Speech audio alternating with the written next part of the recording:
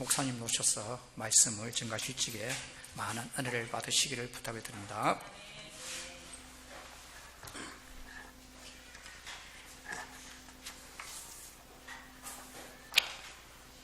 영국의 런던 타임스가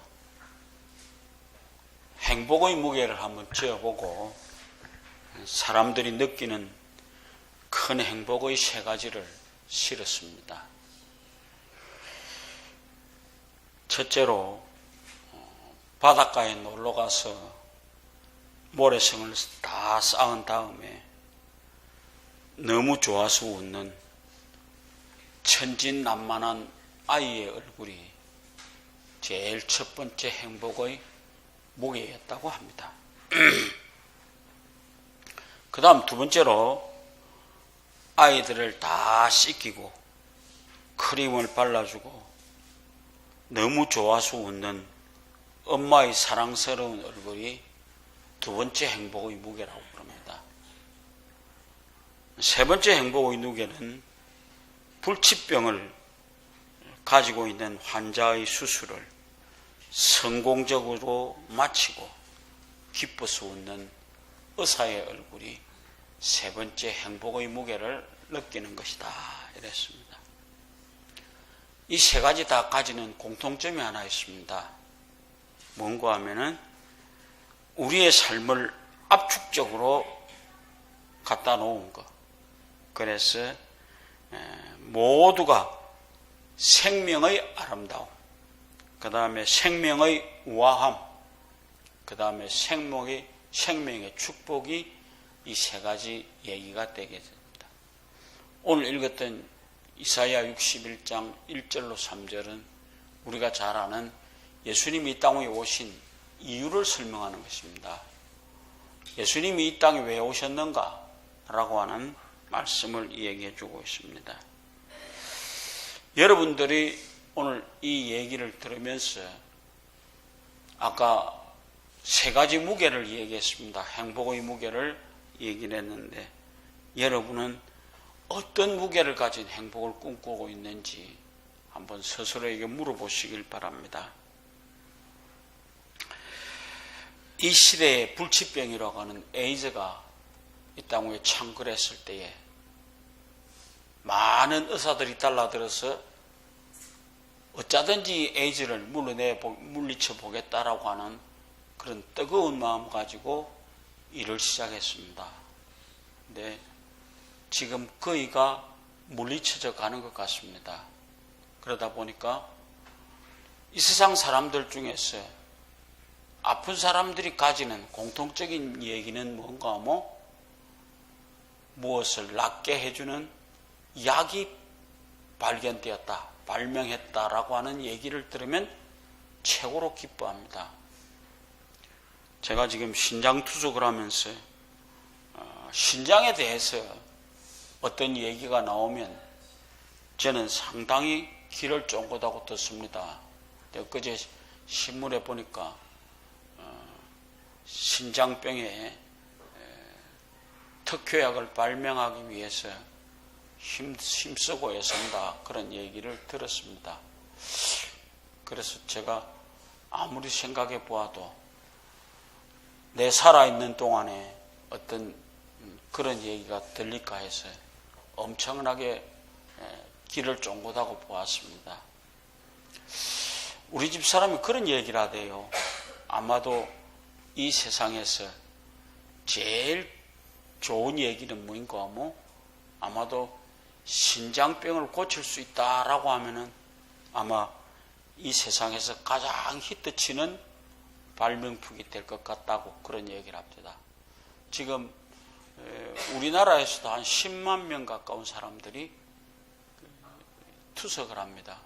제가 투석을 하면서 느끼는 것이 그래요. 4시간을 누워 있으면 너무 힘듭니다. 그래서 어떻게 하면 좀 시간을 땡겨줄 수 없는가. 옛날에는 하루 종일 투석을 했거든요. 그런데 지금 4시간만 투석한다는 것도 엄청난 발전입니다. 그러면서도 지금도 느끼는 것이 그냥 한 2시간만 하면 좋겠다, 그런 생각을 합니다. 그러면서 아마도 그렇게 되어지면은 아마 제일 아름다운 소식이 안 될까 그런 생각을 해보기도 합니다. 오늘 이사야 61장에서 등장하는 그 시대의 비밀은 무엇인가 하면은 모든 백성들이 절망 중에 있었습니다. 희망이라고는 없는 그 땅의 삶이 너무 힘들었습니다. 그런데 그때에 이 아름다운 소식을 이사야가 전합니다. 한번 생각해 보십시오. 여호와의 신이 이마에 오면은 내게 기름을 부어서 가난한 자에게는 아름다운 소식이 될 수 있도록 해주겠다라고 하는 얘기입니다. 지금 우리나라의 행편이요. 첫째로 중산층이 무너져 버렸습니다. 왜 이렇게 되는지 잘 모르겠습니다. 경제라고 하는 것이 국민을 잘 살게 하도록 하기 위해서 대통령이라고 하는 사람이 필요한 것이지, 아무렇게도 안 하고 살 수 있는 것이 대통령이라고 하면은 아무도 그 대통령을 좋은 사람이라고 생각하지 않을 것입니다.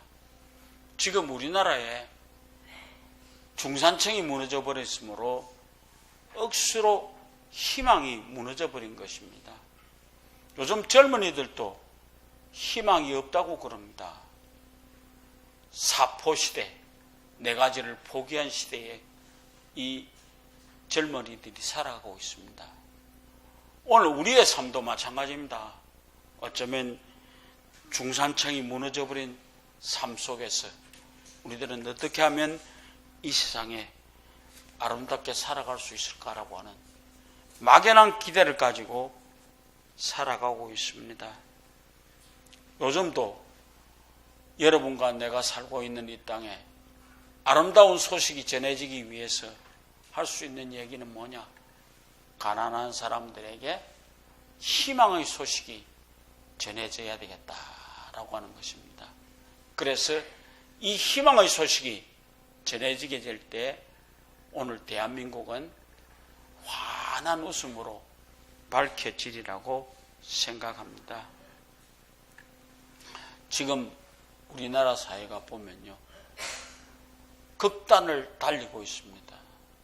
한쪽에서는 흥청망청 쓰고 댕기다가 쇠고랑을 차고 들어가는 젊은이들이 있는가 하면은 그들을 위해서 장사한다는 인간들이 세금 안 내기 위해서 쓸 수 있는 방법 다 가지고 써보다가 지금 세무사찰에 들어가는 그런 극단적인 상황이 오늘 대한민국에 일어나고 있습니다.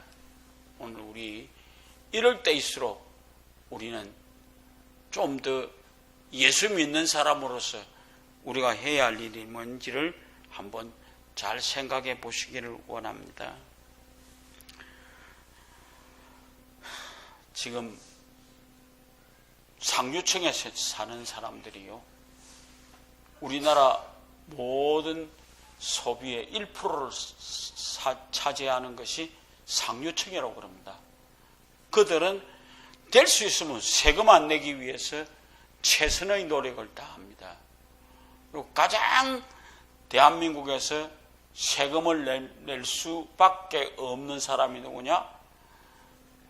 바로 중소기업하는 사람들하고 장사하는 사람들하고 그 다음에 월급쟁이들입니다.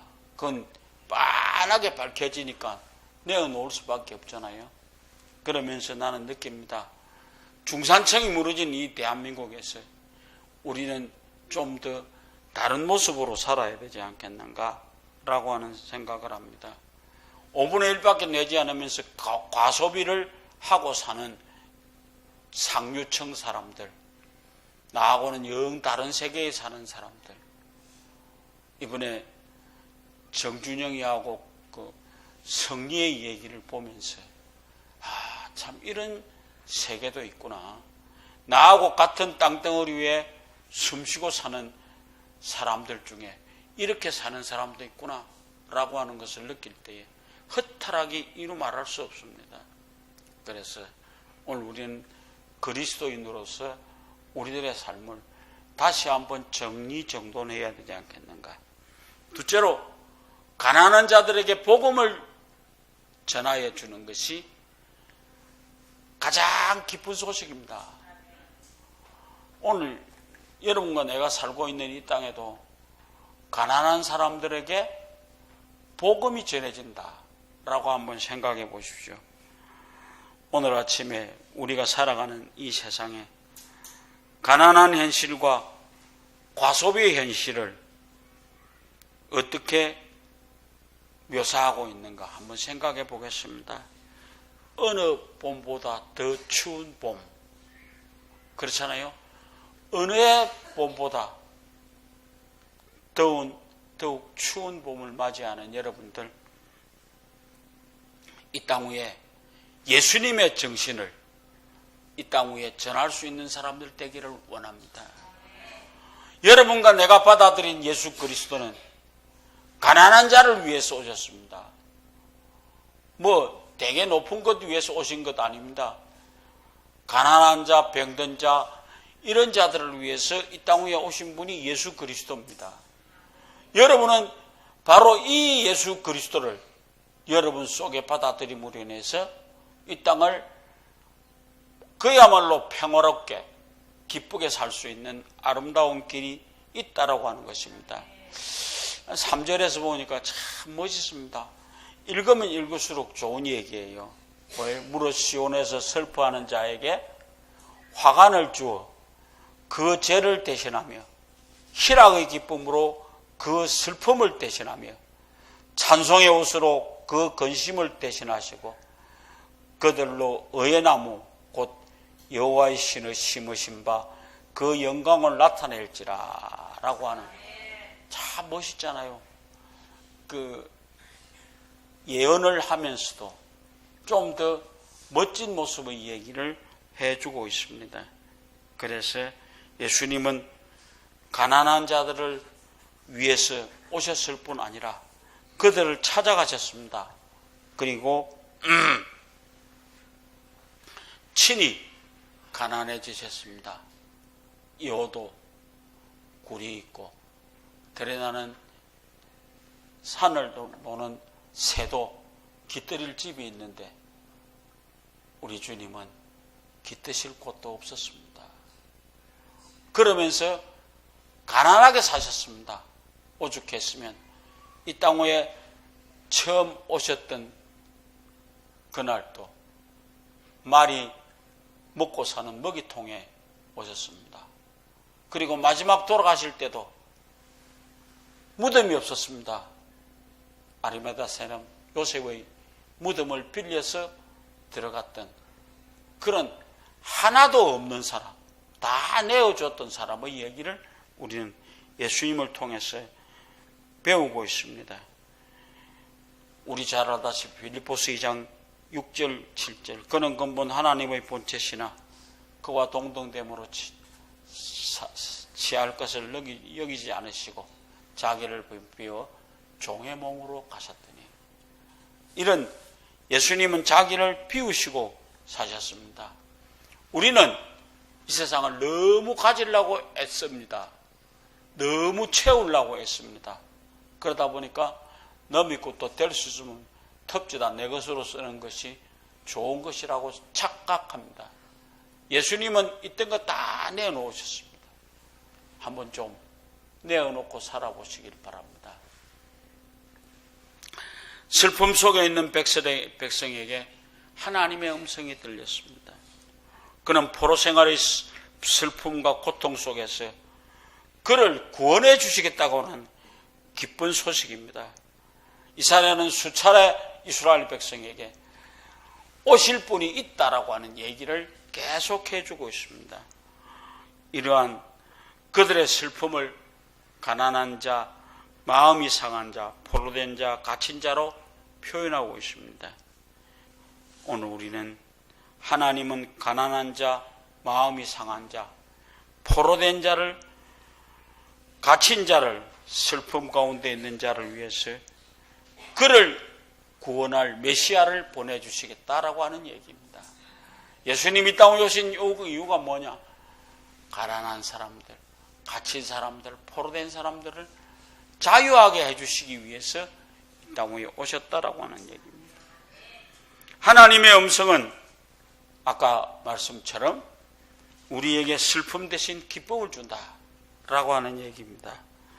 메시아를 보내신다라고 하는 것이 이와 같이 무릇 시온에서 슬퍼하는 자들에게 제 대신 화관을 희락의 기쁨으로 그 슬픔을 대신하는 그런 엄청난 일을 계획하고 계신다라고 하는 것입니다. 그래서 이 귀한 소식이 우리에게만 아니고 죄로 인해서 하나님의 용서와 구원을 강구하는 모든 죄인들에게 큰 기쁨의 소식이 되는 것입니다.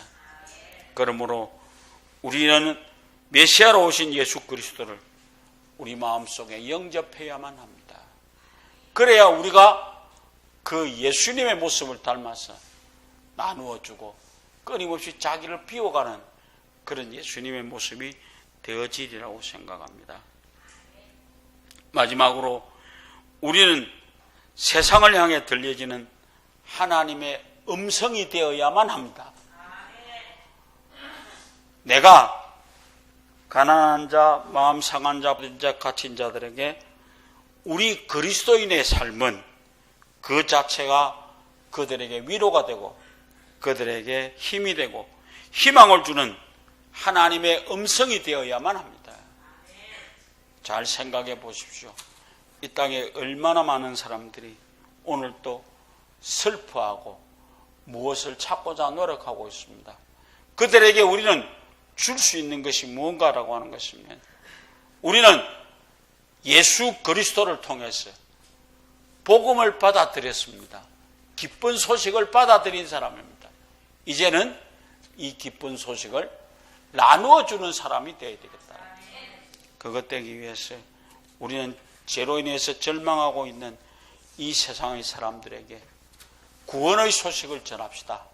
그래서 구세주를 애타게 목말라하는 가난한 사람들에게 생명수가 되시는 예수 그리스도를 통한 구원의 소식을 전파해야만 합니다.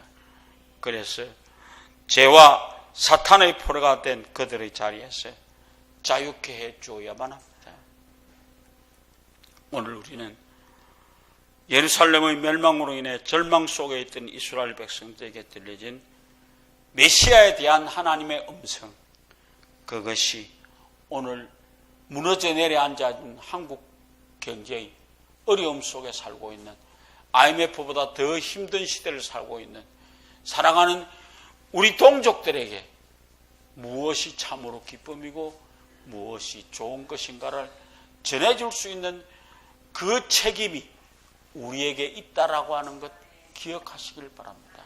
그래서 전하는 사람들, 예수 그리스도가 이 세상 가난한 자, 포로된 자, 갇힌 자, 그들에게 희망이 되듯이 우리들은 그 희망을 전하기에 부족함 없는 사랑하는 여러분들 되어주시기를 주의 이름으로 부탁을 드립니다. 하나님 아버지,